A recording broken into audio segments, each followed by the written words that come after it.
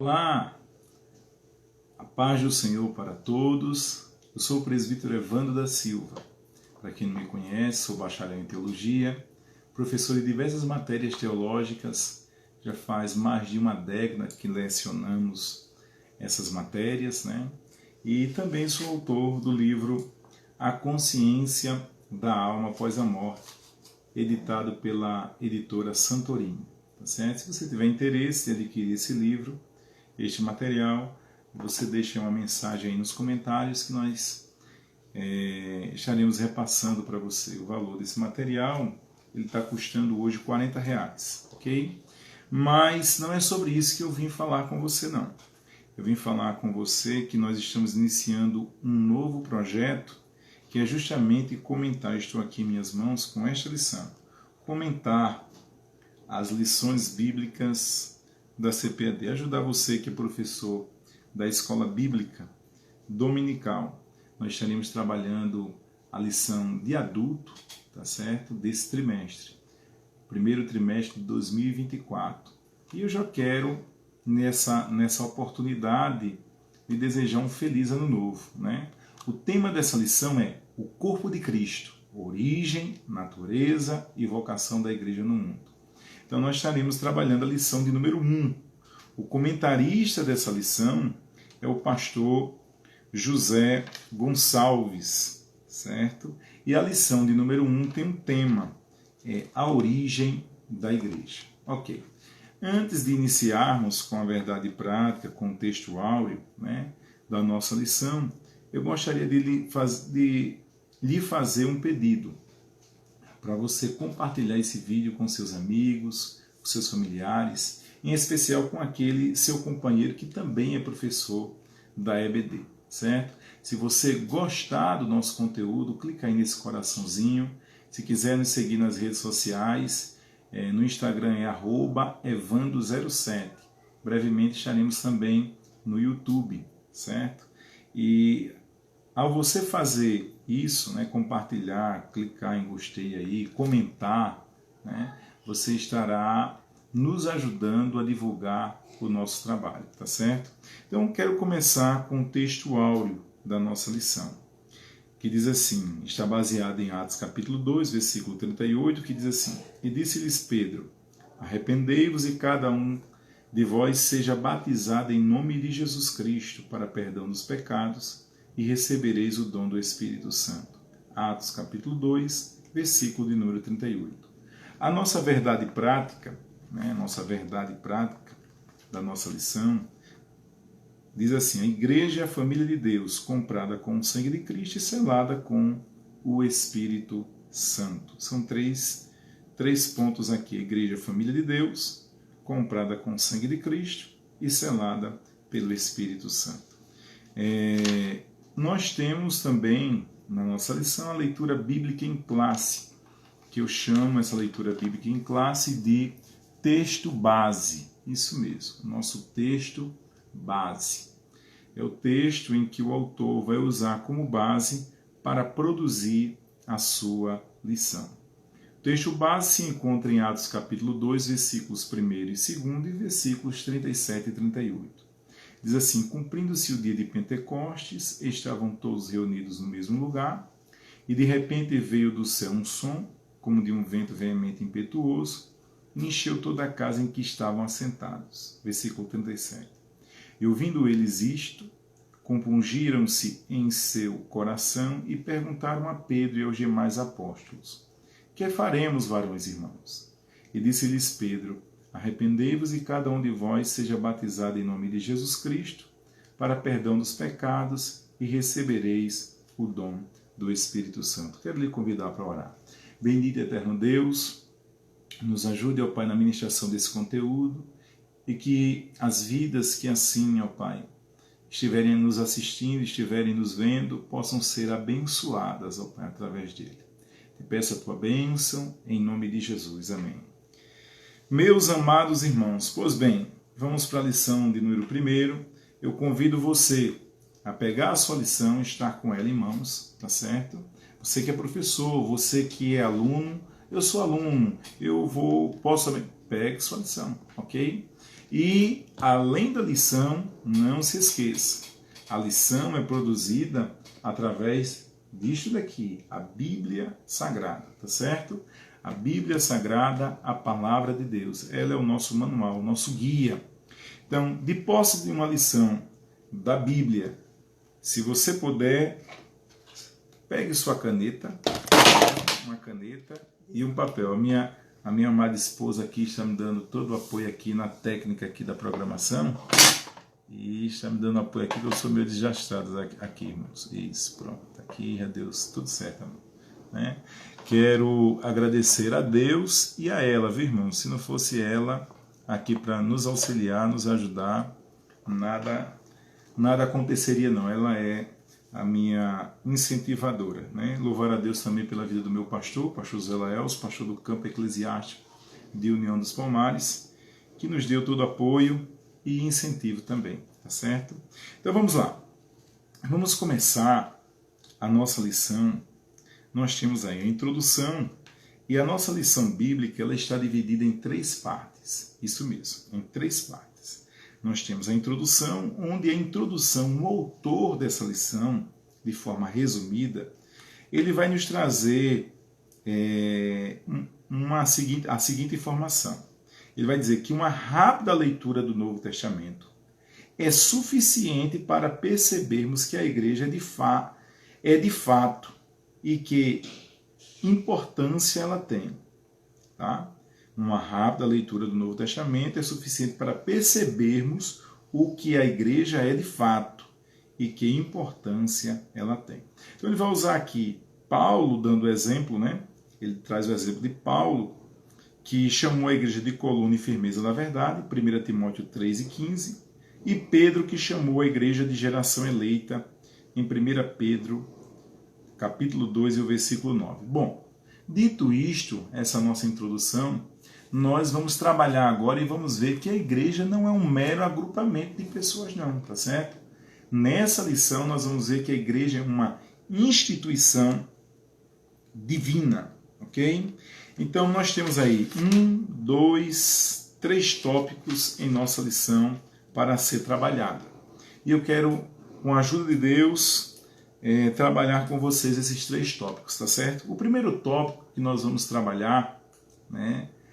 Nós vamos ver nesse primeiro tópico a descrição, preste atenção, a descrição do povo de Deus. Vamos trabalhar as definições de alguns termos, essa descrição do povo de Deus na Bíblia e na história. Muito bem, vamos começar o primeiro ponto, né? O subtópico do tópico primeiro. No primeiro ponto, o primeiro subtópico, nós temos aí no Antigo Testamento, no segundo, no Novo Testamento. Ou seja, nós vamos ver logo essa descrição na Bíblia. Preste atenção, como é que é descrito o povo de Deus na Bíblia e na história. Então vamos começar. Como a Bíblia ela contém 2 testamentos, isso mesmo, a Bíblia é dividida em Antigo e Novo Testamento, tá certo? Onde o Antigo Testamento, a língua predominante que foi escrita foi o hebraico, algumas partes em aramaico, mas bem pequenas, né? Poucas partes em aramaico, a sua grande maioria da Bíblia do Antigo Testamento, desculpa, foi produzido em hebraico. O Novo Testamento já foi produzido em uma outra língua. O Novo Testamento foi produzido no grego, conhecido também como grego koiné. Então vamos lá, a nossa Bíblia é dividida em Antigo e Novo Testamento. O Antigo Testamento, a língua que predomina é o hebraico, mas também tem partes em aramaico. O Novo Testamento, só para a gente frisar, foi escrito em grego. Por isso que o autor da lição, ele vai pegar e vai dividir os testamentos e nós vamos fazer uma análise. Vamos definir as palavras do Antigo Testamento, que era usada para o povo de Deus, e do Novo Testamento, usada também para o povo de Deus. No Antigo Testamento, nós vamos ter aqui a definição da palavra carral. Isso mesmo, carral. Essa palavra, como já disse, é uma palavra hebraica. Uma palavra hebraica que tem um sentido geral e tem um sentido específico, tá certo? No seu sentido geral, amplo e secular, Carral nada mais é do que uma assembleia, isso mesmo, um ajuntamento de pessoas, uma reunião de pessoas, nada mais do que isso, tá? Carral é isso, no sentido geral.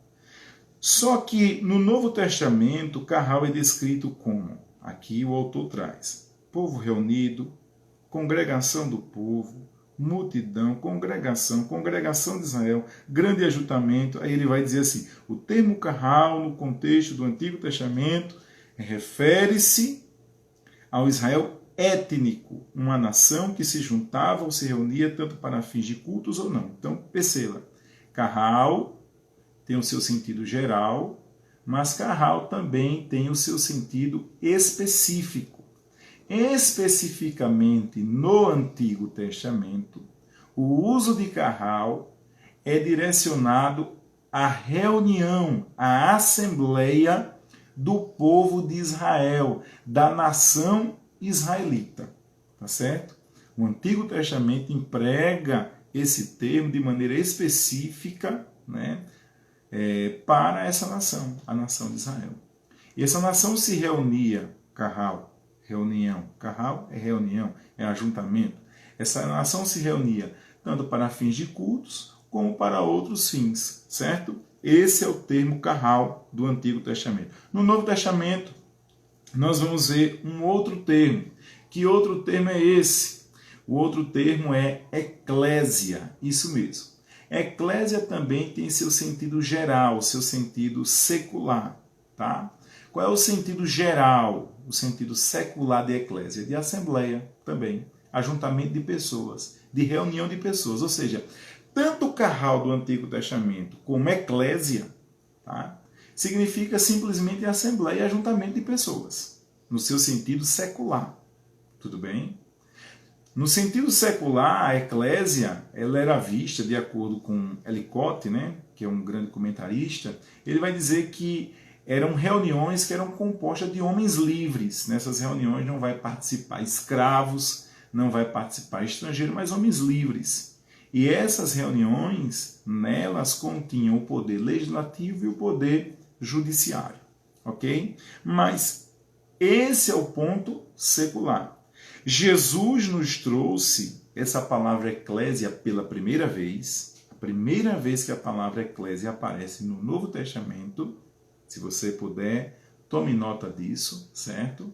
Está registrado em Mateus capítulo 16, o versículo de número 18, quando Jesus diz assim, eu vou ler aqui para você, diz assim, pois também eu te digo, Jesus dizendo a Pedro, que tu és Pedro, e sobre esta pedra edificarei, perceba o verbo no futuro, edificarei a minha igreja, e as portas do inferno não prevalecerão. Edificarei a minha igreja. A palavra igreja aí é eclésia, tá certo?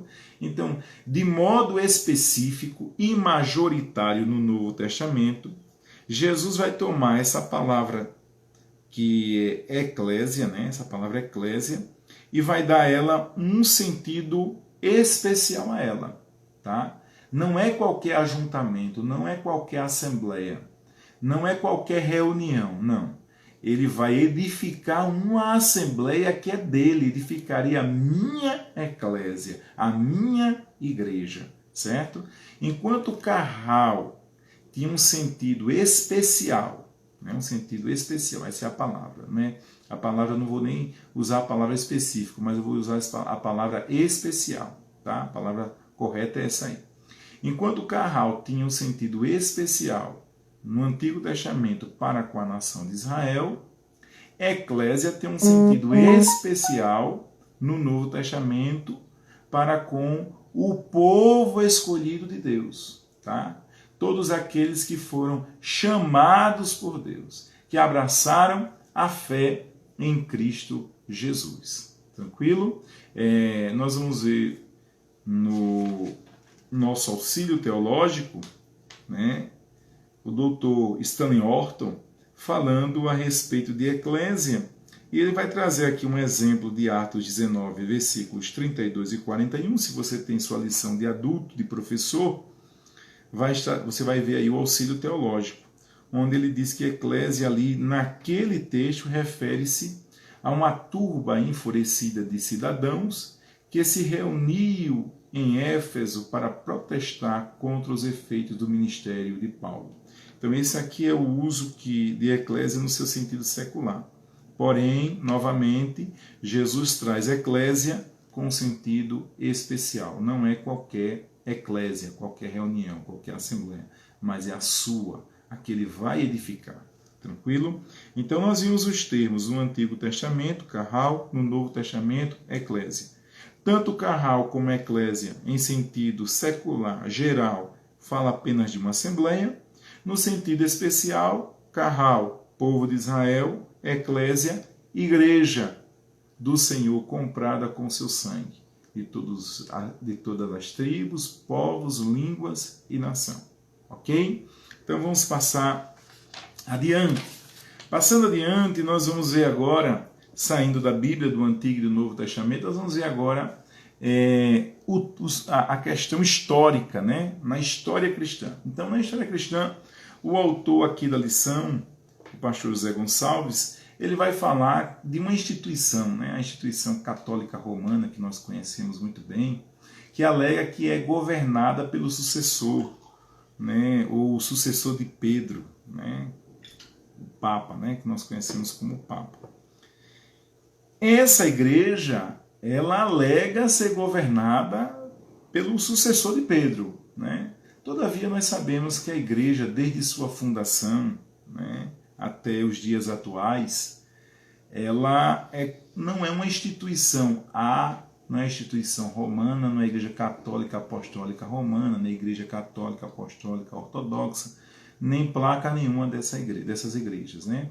A igreja do Senhor, ela é nada mais, nada menos de que a reunião de todos os salvos que existiram desde sua fundação até os dias atuais e que ainda vão existir, aqueles que têm se convertido, que têm abraçado a fé em Cristo Jesus. Essa igreja é chamada também de corpo de Cristo, e nesse corpo o Espírito de Deus habita, é o que vai tratar aqui o nosso autor da lição, tá certo?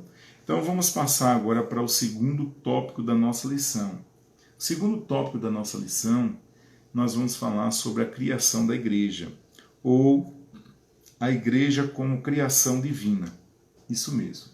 Vamos ver em 3 pontos, né, esse segundo tópico. Onde o primeiro ponto aqui, o ponto 1, o subtópico, né, nós vamos ter o tema que é a igreja como ideal de Deus. O que vai ser falado aqui nesse ponto? Para você que é professor de escola bíblica, a gente sabe que nós temos, em média, aí em nossas escolas bíblicas, os 45 minutos para darmos a nossa aula a 50 minutos. Né?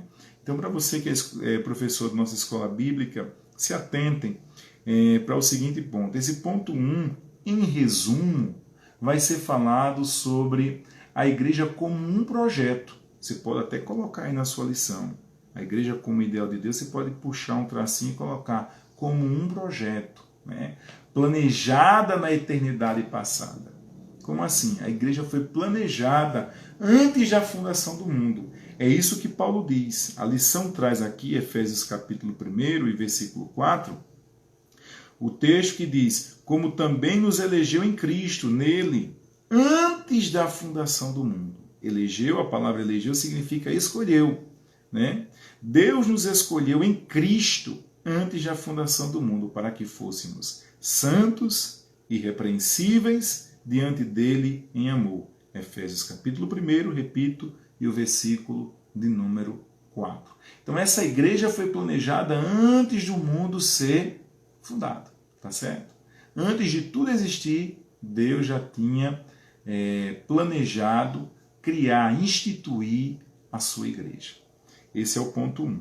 O nosso ponto 2, né, o segundo ponto aqui do segundo tópico, fala sobre a igreja como uma realidade concreta. Nós vimos que temos a igreja como um projeto, primeiro ponto, agora ela de forma realizada, concreta. Quando foi que aconteceu? Ou seja, a pergunta é, quando a igreja passou a existir de forma concreta na Terra? Muita gente acha que a igreja passou a existir antes, né? No Antigo Testamento já existia igreja, na época de Jesus existia igreja, quando Jesus morreu, né? Naquele momento a igreja passou a existir. Então vai haver várias ideias aí, certo? Majoritariamente no meio teológico, nós advogamos, defendemos a tese de que a igreja só passou a existir em Atos capítulo 2, no dia de Pentecostes. Por isso o texto base da lição. O texto base da lição usa Atos 2, porque o tema da lição, você lembra? É a origem da igreja, certo? Então, como o tema da lição é a origem da igreja, quando foi que teve essa origem, né, dessa igreja, desse povo escolhido de Deus? Justamente em Atos capítulo 2, no dia de Pentecostes. Ok? Então, essa realidade só se concretizou, saiu do projeto, da mente de Deus, para de fato se efetivar no dia de Pentecostes. Eu quero chamar a sua atenção para com alguns pontos, se você puder tomar nota, né? Tome nota aí, para que a gente possa comprovar que a igreja de fato veio existir após o dia de Pentecostes, ou no dia de Pentecostes, tá? Quando o Espírito Santo desceu sobre todos aqueles que estavam ali reunidos. Por exemplo, a igreja não pode ter existido antes da vida terrena de Jesus, no Antigo Testamento. Não pode. Por quê? Você pergunta, por que a igreja não pode ter existido na infância de Jesus? Olha, porque o texto que nós lemos anteriormente, que é Mateus 16, versículo 18, Jesus diz assim, eu edificarei, ele vai edificar futuro a sua igreja, tá certo? Então ele diz que vai fazer, vai edificar, vai instituir a sua igreja, e isso é futuro, tá certo? E as portas do inferno não vão prevalecer contra ela, é o que o texto diz, né? No Antigo Testamento, não era possível haver igreja, porque a igreja, ela era um mistério. Se você vê a passagem de Efésios, no seu capítulo 3, e o versículo número 3, né? Paulo vai trabalhar e vai nos revelar isso, ó, versículo 3. Como me foi este mistério manifestado, era mistério, mas foi manifestado a Paulo, pela revelação, como acima em pouco vos escrevi, pelo que, quando ledes, podeis perceber a minha compreensão do mistério de Cristo, o qual, noutros séculos passados, não foi manifestado aos filhos dos homens, como agora tem sido revelado pelo Espírito, aos seus santos, apóstolos e profetas. Que mistério é esse? A saber, que os gentios são co-herdeiros de um mesmo corpo e participantes da promessa em Cristo pelo Evangelho. Chamo a sua atenção para que você entenda esse mistério. No Antigo Testamento, nós tínhamos a nação de Israel, o povo santo, o povo eleito de Deus, no Antigo Testamento.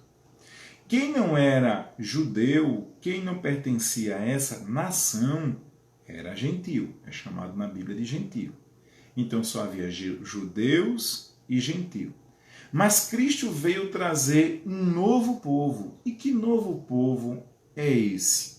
Esse novo povo é a sua assembleia, que ele disse, eu edificarei, e as portas do inferno não vão prevalecer contra ela. A minha eclésia, a minha igreja, tá certo?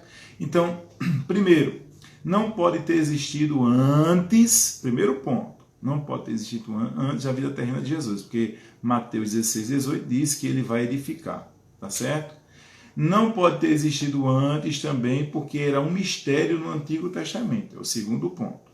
Terceiro ponto, não pode a igreja ter sido gerada após ou até a ressurreição de Cristo, tá? Por quê? Porque Efésios capítulo 1, versículos 19 ao 22, eu vou abrir aqui para você, a igreja não pode ter sido instituída antes da ressurreição de Cristo. Efésios 1, versículos de número 19 a 22. O qual a sobreexcelente grandeza do seu poder sobre nós, os que cremos, a igreja do Senhor, segundo a operação da força do seu poder, que manifestou em Cristo, ressuscitando dos mortos. Foi manifestado esse poder quando Cristo foi ressuscitado dos mortos. Preste atenção. E pondo a Deus o colocou à sua direita nos céus, e pondo à sua direita nos céus, acima de todo principado, potestade, domínio, e de todo nome que se nomeia, não só neste século, mas no vindouro, e sujeitou todas as coisas a seus pés, e sobre todas as coisas constituiu como cabeça da igreja. Nós vimos que a igreja é um corpo, tá? Então, Jesus passou a ser o cabeça dessa igreja após a sua ressurreição. Então, o corpo só tem vida se tiver o cabeça e a cabeça, tá certo? Então, veja que coisa interessante.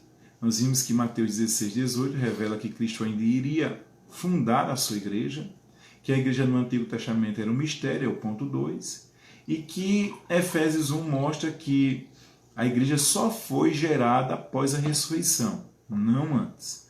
Outro ponto que eu quero chamar a sua atenção é Efésios 4, versículos de 10 ao 12, que diz que Cristo subiu aos céus, né? E deu dons aos homens da terra, tá certo? O texto diz que ele levantou uns para apóstolos, profetas, mestres, evangelistas, tá? Então você tem aí a igreja sendo formada. Quando Cristo vai aos céus, Efésios capítulo 4. E o versículo de número que eu quero chamar a atenção é o versículo número 12. Querendo o aperfeiçoamento dos santos para a obra do ministério, para a edificação do corpo de Cristo. Aqui é que ele vai edificar o corpo de Cristo. Tá? Quando ele dá dons aos homens, ele sobe aos céus. E os dons são dados através de quem? Do seu Santo Espírito. Ok? Então, Efésios capítulo 4, versículos de 10 ao 12, mostra que foi após ele subir aos céus, quando deu dons aos homens, que a sua igreja foi assim instituída. Ela se tornou verdade com a descida do Espírito Santo. Ele sobe aos céus, tá? E ele cumpre aquela promessa de João 16. Eu vou rogar ao meu Pai e ele vai enviar outro Consolador. Quando o Consolador desce sobre aqueles que estão reunidos, ali era uma reunião que estava havendo ali no dia de Pentecostes. O Consolador desceu para estar com eles, para ficar com eles. Então, naquele momento, nós temos a igreja tendo a sua origem, tá certo? Em Atos capítulo 2. O ponto 3 é muito interessante. O autor da lição vai nos chamar a atenção dizendo assim: depois do Pentecostes, Lucas destaca que todos os dias, perceba, todos os dias acrescentava ao Senhor à igreja aqueles que haviam de salvar. Isso só acontece após o dia de Pentecostes. Pronto. Dito isto, vamos agora ao nosso último tópico da nossa lição, que fala sobre a composição da nossa igreja, ou seja, a igreja como uma comunidade dos salvos, né? Quem é que compõe essa igreja? O primeiro ponto diz que são os regenerados pelo sangue de Cristo. Isso. O que significa a palavra regenerar? Regenerar nada mais, nada menos é do que gerar de novo, tá? Nós nascemos da carne, temos um nascimento físico de um papai, de uma mamãe, nós viemos, né, de um casal, e ao nascermos nós herdamos a natureza pecaminosa. Todo mundo que nasce após Adão herdou essa natureza pecaminosa. Então nós somos degenerados por causa do pecado, dessa natureza pecaminosa. Tá? Quem não lembra do episódio de João capítulo 3, da conversa de Jesus com Nicodemos, pedindo a Nicodemos, ou falando para Nicodemos que ele precisava nascer de novo. E Nicodemos indagou ao mestre: como é que eu vou nascer de novo se eu já sou velho? Aí Jesus fala dos dois nascimentos, que é nascido da carne, nascimento natural, é carne. Quem é nascido do Espírito, é Espírito. Te importa nascer de novo. O que Jesus estava falando aí? Jesus estava falando do novo nascimento, do nascimento do Espírito, de ser regenerado, ou seja, de nós procurarmos herdar uma nova vida em Cristo. Né? E essa nova vida em Cristo só é possível pela fé, quando nós nos entregamos a Ele. Nascimento físico é o nascimento de um papai e de uma mãe. Né? Você nasceu aí da placenta de uma mulher. Mas o nascimento espiritual é nascer de Deus através da fé. Tá? Enquanto um é físico, o outro é espiritual. Então a igreja ela é composta de todos aqueles que nasceram de novo. Isso mesmo. Todos aqueles que abraçaram a fé em Cristo Jesus. Logo, eles não são mais degenerados. Eles são regenerados para uma nova vida. São gerados de novo para uma vida em Cristo Jesus. O segundo ponto diz que quem compõe a igreja são os selados pelo Espírito Santo. Ora, o que é um selo? O selo nada mais é do que um símbolo de propriedade. Isso mesmo. Selado significa dizer que você tem dono. Você é propriedade exclusiva de Deus. O Espírito de Deus lhe selou para isto. O autor da lição vai usar um texto aqui muito interessante, que é o texto de 1 Coríntios, capítulo 12, o versículo 13, que diz: pois todos nós fomos batizados. A palavra batizado significa dizer imerso, ou seja, todos nós fomos imersos, certo? Batizados, imersos, pelo Espírito ou em um Espírito, conforme a revista corrigida, né? Formando um corpo que é judeus, que é grego, que é servos, que é livres, e todos temos bebido de um mesmo Espírito. Percebam, nós temos uma passagem que eu gostaria de ler com vocês, que se encontra também em Efésios, que fala do selo do Espírito Santo. Efésios capítulo 1 e o versículo 13, que diz assim: e em quem também, em Cristo, né, vós estáis, depois que ouvistes a palavra da verdade, o evangelho da vossa salvação, e tendo nele crido em Cristo, quando você crê em Cristo, você vai passar a ser regenerado. Aí o texto diz assim: fostes selados com o Espírito Santo da promessa. O Espírito Santo coloca o selo de propriedade. Você agora tem o dono, e o seu dono é o nosso Pai Celestial. Glória ao nosso Deus bendito. Né? Agora, o ponto 3, o autor aqui vai trazer uma discussãozinha, certo? O batismo de Cristo e o batismo do Espírito Santo. Quando ele aborda esse texto de 1 Coríntios 12, 13, né, necessariamente se faz essa explicação do ponto 3. Por quê? Porque alguns acreditam que 1 Coríntios 12, 13 fala que os crentes são batizados no Espírito Santo. A versão corrigida é uma versão muito boa, mas ela pode até dar essa ideia, certo? Se você for pegar outras versões, você vai ver aqui que a expressão é assim: pois todos nós fomos batizados em um Espírito. Em outras versões vai estar: pois todos nós fomos batizados pelo Espírito. Ou seja, é o Espírito o batizador. Tá certo? Então, o ponto 3 fala o batismo de Jesus e o batismo do Espírito. O batismo de Jesus. O batismo de Jesus significa que é Jesus que batiza. O batismo do Espírito significa dizer que é o Espírito que batiza. Certo? Então, nós temos o batismo de Jesus, que é o batismo com o Espírito Santo, né? Ou no Espírito Santo. Ele batiza os crentes no Espírito. E nós temos o batismo do Espírito Santo. São terminologias que você não pode confundir. O batismo do Espírito Santo, ou pelo Espírito Santo, né? O batismo que o Espírito Santo, ele... Deixa eu retornar aqui para a gente não confundir. O batismo pelo Espírito Santo é o Espírito Santo, quando ele pega a pessoa que abraçou a fé em Cristo e imerge essa pessoa no corpo de Cristo. Faz com que essa pessoa faça parte da igreja de forma universal, né? Seja um salvo, tá certo?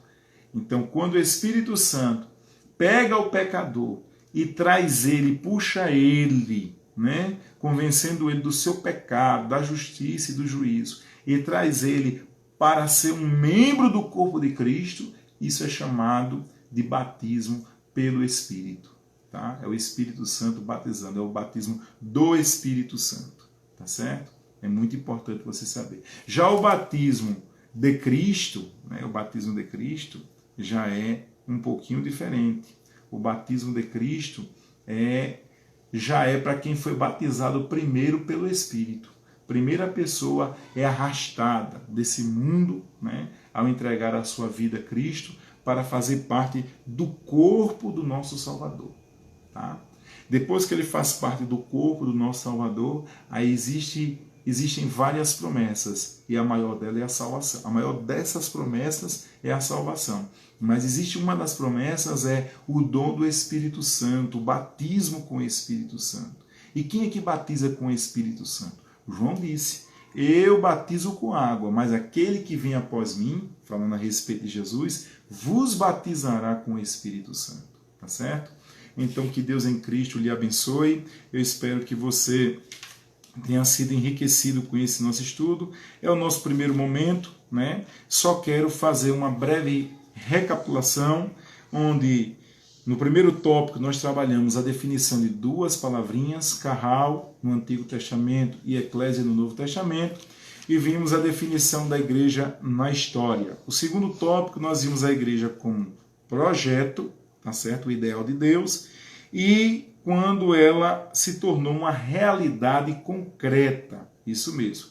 Isso aconteceu em Atos dos Apóstolos no dia de Pentecostes. E no último tópico nós vimos quem compõe a igreja do Senhor. A igreja como comunidade dos salvos. Ela é uma comunidade dos salvos, que são os regenerados, os selados pelo Espírito Santo, e todos aqueles que são selados pelo Espírito Santo, que foram também batizados por esse Espírito, têm direito também de receber o batismo com o Espírito Santo pela pessoa de Jesus, tá certo?